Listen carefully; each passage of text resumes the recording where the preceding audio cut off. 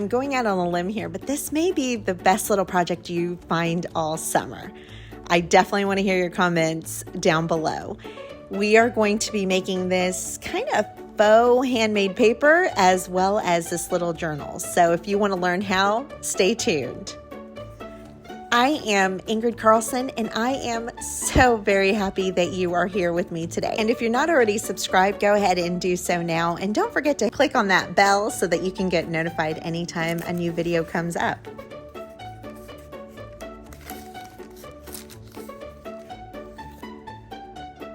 We're going to make a cornstarch glaze that we're going to put on our papers. It's kind of the binding.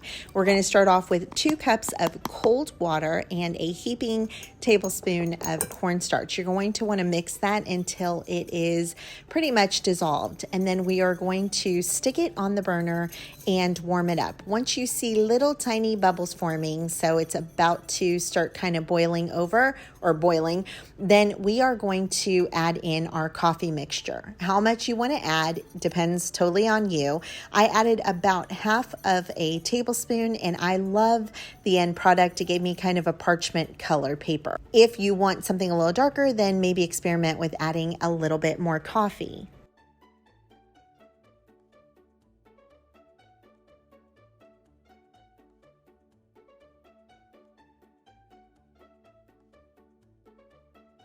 Go ahead and give your coffee a stir into the mixture, and we're going to wait for it to boil.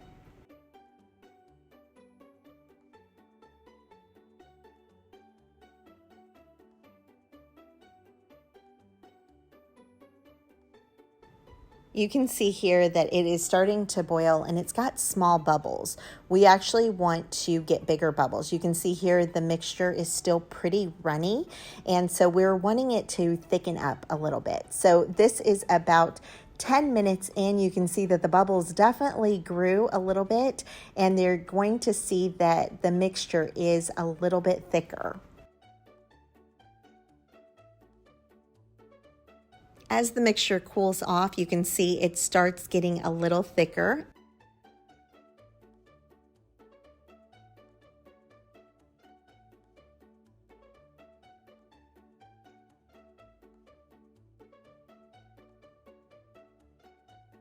This is about 15 minutes of it being cooled, and you can see there it's definitely more like a glue-like texture.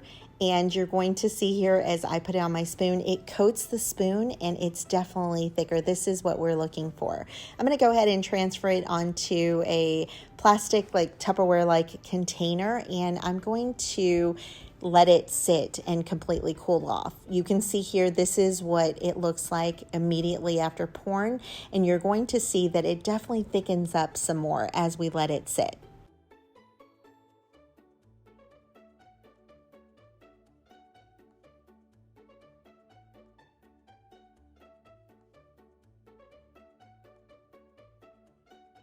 Maybe it's because I love sweets, but this looks like caramel sauce, doesn't it?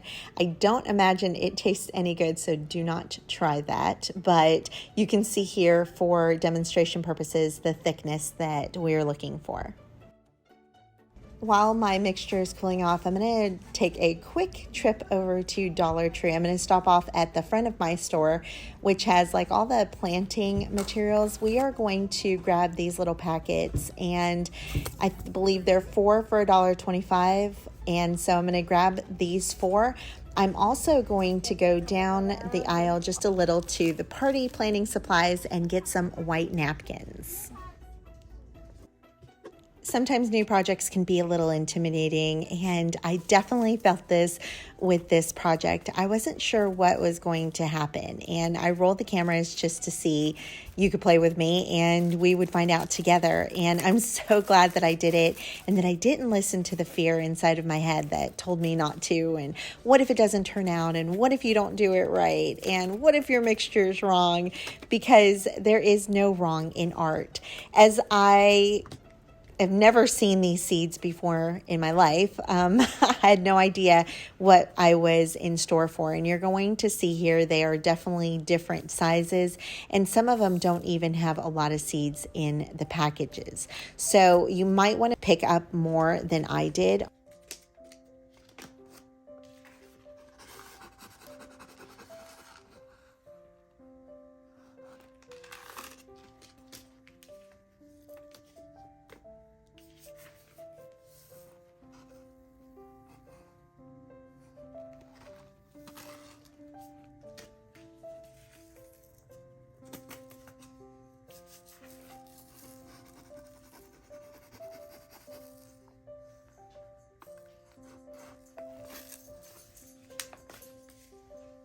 Because I noticed that there were less seeds in the packets than I was anticipating, I went outside and picked some leaves and little flowers that I found out in the yard, and I'm so glad I did. This was a game changer.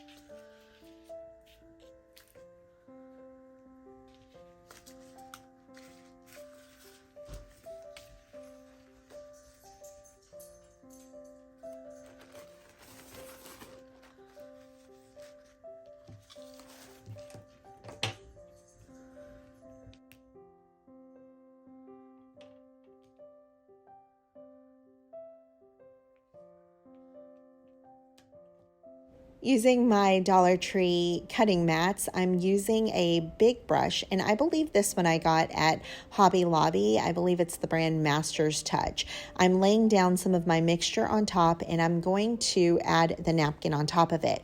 If I were to do this project again, I would definitely add more of the mixture than you see here and have it almost like where it's soaked or maybe pooling a little bit. This project was definitely trial and error, and I wasn't sure how many napkins to do and how much of the mixture to put on. And so I'm going to have it here so that you can take notes as you're watching, and you can see if you want it to be a little thicker or if you want it to be thinner. Also, you can also see the color of it and see if you'd like it a little darker. Something that I thought about right now as I'm watching the video back, it would be a lot of fun to add some sprinklings of that coffee, and it would kind of disperse through the layers. I think that would be fun, and I might try that this week.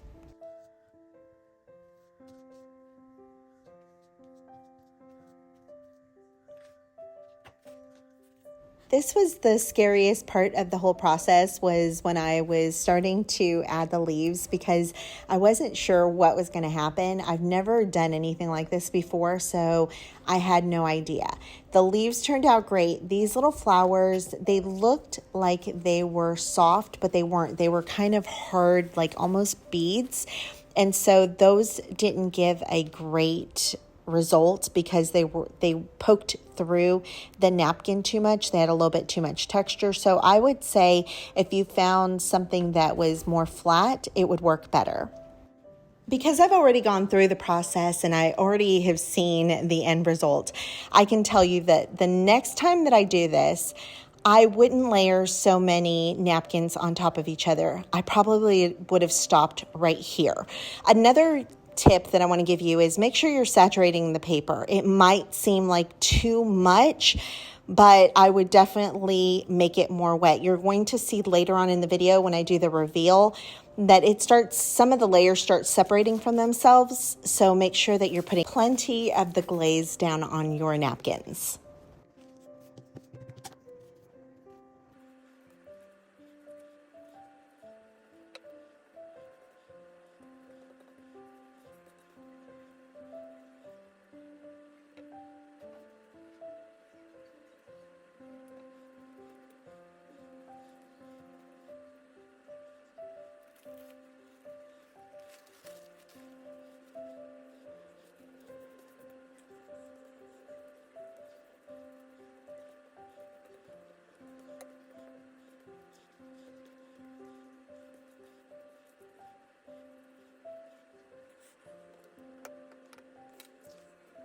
While that napkin was drying, I went ahead and grabbed a silicone mat that I had, and I am going to do the same process over here. Now, what I will tell you is that it seemed to come off very smoothly off my silicone mat. I almost didn't even need to force it. It almost slid right off once it dried, whereas it stuck a little bit to the other mat.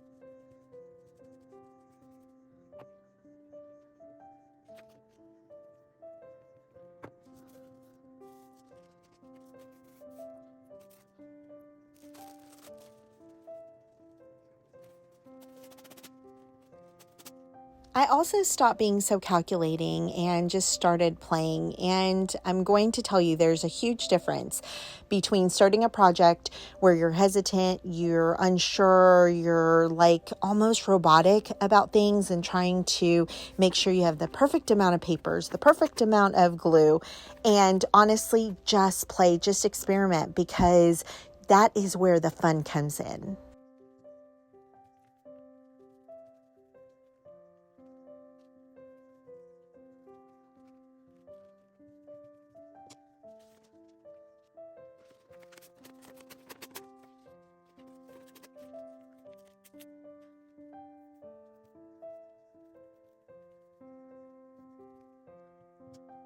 Look at how amazing this texture is. Now, I will tell you, when it dries, you can see the paper a little bit less underneath. And so just keep that in mind. And again, I would do less napkins and more of the mixture.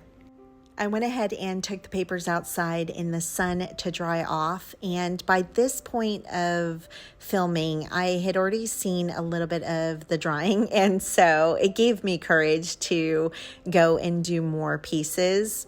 The other thing about the silicone mat is they seem to dry a lot quicker on there. And since at this point I had kind of gotten a glimpse of what the finished papers were going to look like, on this batch you're going to see that I definitely put less napkin down, and I'm separating the layers of the napkins. That is definitely something I would do next time, and I think that would have avoided any peeling.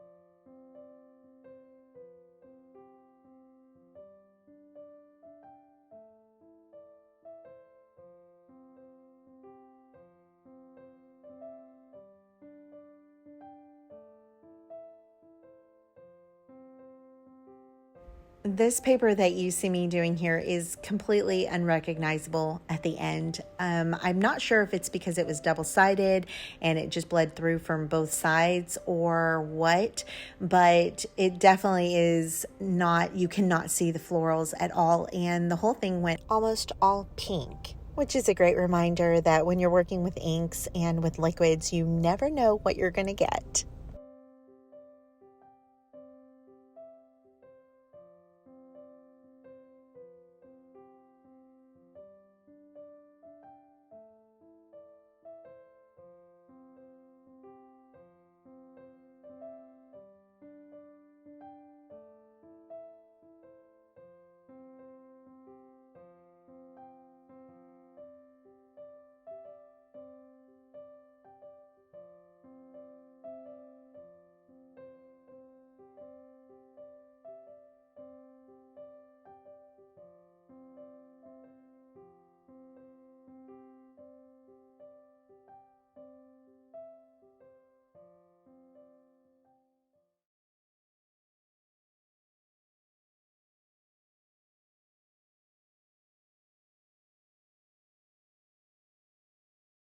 Here are our results with the papers, and I have mixed reviews on them.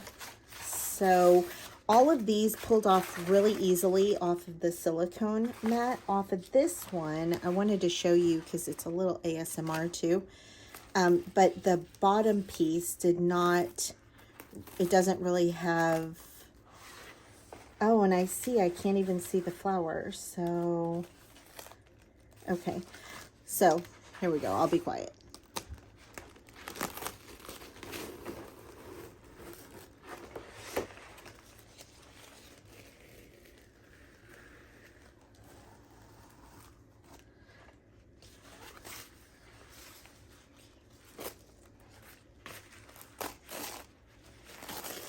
So I would not put this one on here. And actually, let's see.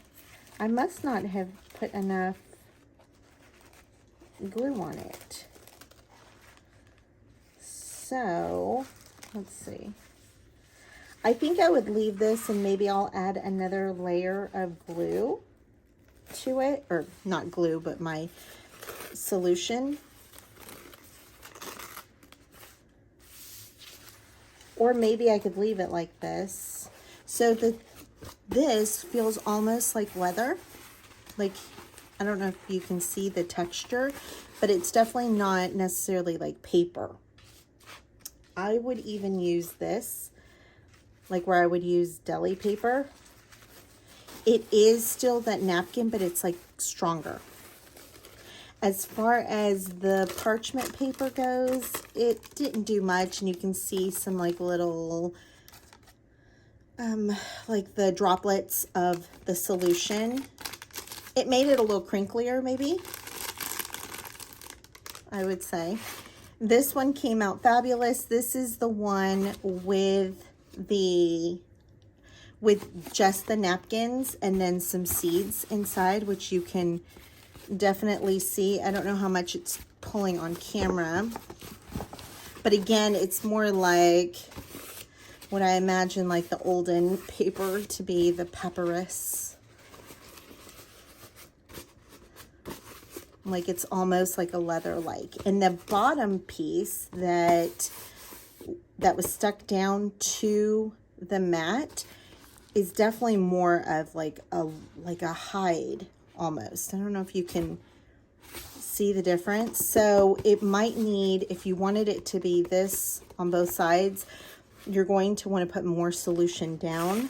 Now these I absolutely loved, and they actually accidentally got glued together, and so I think that that's fabulous in itself. But here is the paper with just the tissue paper on top, and I thought, yeah, on this side it does have, okay, let's start over. This is the bottom, so it doesn't have anything. This is the top that had the tissue paper on it, or the napkin, I should say. So first of all, I want to say that I was afraid that the color was dark, because once I was laying it down, I was thinking I didn't really want it that dark. I wanted it to be more like parchment color, which I think is great. So it's what my initial reaction is. It dries lighter than what you put down, which is not always the case for coffee dyeing. So that was interesting. This was the printed inkjet paper, and you can barely see through it. So next time, if you want to be able to see it, maybe only add one sheet of it. It's definitely thicker though than this one, which is the antique music paper, and then it has just the one layer of tissue. It's definitely thinner, and I'm noticing here it's kind of separating a little bit. So I could add more and try it again. I also let these air dry outside in the sun. These are really cute. I think the ones with the leaves and the seeds are my favorite, and I really like this one. This is the book page with the leaves and the seeds, and then the napkin on top. I'm gonna rip that one. Again, this is the book page, and when I was doing it, if you recall, I had a lot of wrinkles, which have kind of come out. It's more smoother. So, and then if you were going to do this, you might want to have tissue or the napkin on both sides. I keep saying tissue paper, but you know what I mean. Again, very cool look. And I bet if you had the napkins on, now this one's like almost seamless. So I must have done a good job gluing this one. And then the last one was this one, which was the printable. And it did not look anything like this. If you remember, I don't think I have the other one, but it was like this, but not blue. And so my paper ran underneath, the colors ran as it dried, which is interesting because this one did not really run. You can see a little bit here. And granted, this did have ink on both sides, so maybe that's why. But this is fun. Now, I will say with some of the seeds, oops, That's a little sharp seed right there. With some of the seeds, they're kind of big. You can see here the texture of them. But overall, I think it's a really fun project, and I think that we can make some really cool stuff with this. So I'm gonna go ahead and do a little project with you guys. When I first started this project, I didn't know if it was going to turn out. I didn't know if it was going to be good. It was kind of like, I'm just going to film it and we'll find out together. But now that I have let the paper sit and I've touched them with my hands, they are begging to be worked with. I will be doing this weekly probably. This was such a great method. I definitely think that you should try your hand at it, and I'd love to hear your comments. Let me know if you do try it and what you think. So I went back and forth of what I should make with it, and originally I was thinking a tag because I could just see the layers of the papers. So I thought, you know what, instead we're going to make a little journal, like just a small journal, very simple, very quick, just with the pages that I did here in this video, as well as some book pages that I had laying around on my desk, and that's it. And it is so adorable. Wait until you see the end. I hope that you try this project out for yourself, because if you struggle with perfectionism and trying to make everything fit a certain box, this is a great project for you, because there is no rules, there's no measurements, no nothing. I just eyeballed pieces of paper that I wanted to use. In this case, with like the leaves, this has to be one of my favorite ones, and I'm definitely going to make more of these.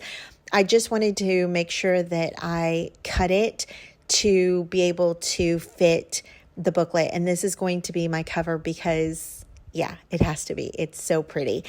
So I'm just going to eyeball it. I'm going to cut off the excess on the edges. That's like extra paper, but I'm not throwing those away because we're going to use those, and we will use some of those scraps in the journal. For me personally, whenever I find myself getting into the rut of trying to make things too perfect or too lined up, or, you know, anything too much, like it's not good enough, then I like to throw little projects like this in between my other projects so that I can get back to just taking a deep breath and like just enjoying the process of creating something beautiful with my hands. I have said this before, and if you're new here, maybe it's the first time that you're hearing it. I wholeheartedly believe that we were created to create with our hands, whether it's gardening or mechanics or, I mean, whatever it is you do, painting houses, all of that stuff, we were created to create. There's just something so wonderful about making something yourself. And I know you probably know what I'm talking about. That's why we keep doing this, why we keep making pretty things. And above the satisfaction of making something beautiful, it's also good for our mental health. It's good for our just well-being to create things. So let's get back to the journal now. I started pulling out some embroidery floss to go ahead and do the binding on it. And then I thought, you know what would be really cute? What if we embossed some of these papers? So I'm going to pause that for a second, go and grab my embossing machine, and thank goodness I have this new setup thanks to my husband, and I'm able to actually emboss with you guys, because before it would shake the whole house. Well, not really, but that's what it looked like on camera. And so now I'm able to, even in parts here where you're going to see where I'm struggling to get it to roll out, I'm able to keep the camera fairly stable. I have a serious question for you guys. Does anybody really know how to use this machine? Am I the only one that doesn't understand the plates? So I was going to edit this part out because I cannot get the little rolly thing to roll because it's from first of all, I forgot the plates. So then, I knew that there wasn't enough space. And then when I put the plates on, then it was too thick. So I had to take the one, like, here you go. I cannot get it to go. And it dawned on me, instead of breaking the machine, grab one of those little, I don't even know what they are, the little, right there, the paper, no, the whatever they're called. And so I removed one, but I don't really, and I know the instructions are written on there, but my brain does not work with that. So I'm wondering, is anyone in the same boat as me, or are you like, what in the world are you doing? Either way, it was worth it because the end result is so pretty, and I almost got carried away. I probably added maybe one too many embossed pages. But let me know what you think down below. Do you think more embossed or less embossed?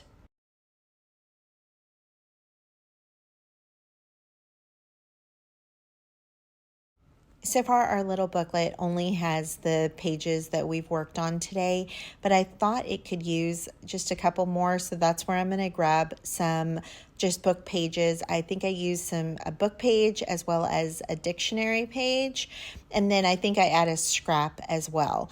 And all I'm doing is trying to make the sizing just a little different so that they're not all exactly the same. But I'm going to be honest with you, you can do this at the end. So even if you feel like when you're creating, you make things that are very uniform and you don't like it, then once it's already bound in, you can tear the pages so that they can be half pages or quarter pages or whatever you want, just as long as you make sure that some of the binding stays on there so that it doesn't come out. You could also even tip it in with some tape, and then you won't have a problem at all. Do you know on Nemo when the dad's like, you think you can do these things, Nemo? This is me right now, because I am going to try to poke 3 holes to do my binding, and I don't paper clip them. I don't bind them together at all. And I don't know what I was thinking. Don't do what I did. Make sure you bind your pages because they will move. You think they won't, but they will. So I am just finding kind of roughly the middle, and I'm poking a hole, and then I go down to the bottom between the hole and the edge, and then the top between the hole and the edge.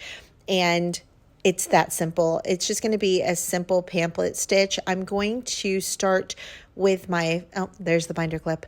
I'm going to start with the binding on the outside so that I can have the tails or the extra pieces on the outside. And maybe I can add some, I don't know, maybe some beads or a dangle or something like that. So roughly you want to cut your thread that you're using about 3 times the size. I didn't measure here and I cut a little too much, but more is better than not enough. And this stitching is going to be very simple. You're going to I'm starting from the outside going in.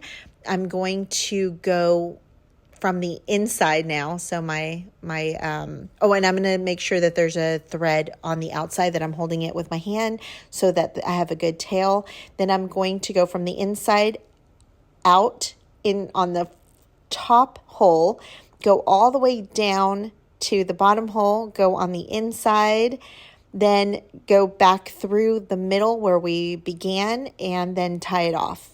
If you didn't understand that and you want a slowed down, detailed description of how to do a pamphlet stitch, leave me a comment down below and just say pamphlet.